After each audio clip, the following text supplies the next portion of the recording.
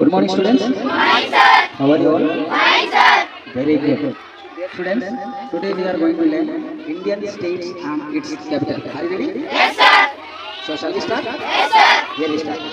What is the capital city of Andhra Pradesh? Amaravati. What is the capital city of Arunachal Pradesh? Ivanagar. What is the capital city of Assam? Dispur. What is the capital city of Bihar? Patna. What is the capital city of Chhattisgarh? Raipur. What is the capital city of Goa? Panaji. What is the capital city of Gujarat? Gandhinagar. What is the capital city of Jharkhand? Ranchi. What is the capital city of Jammu and Kashmir? Srinagar and Samar Jammu and Winter. What is the capital city of Haryana? Chandigarh. What is the capital city of Himachal Pradesh? Shimla. What is the capital city of Kerala? Thiruvananthapuram. What is the capital city of Karnataka? Bangalore.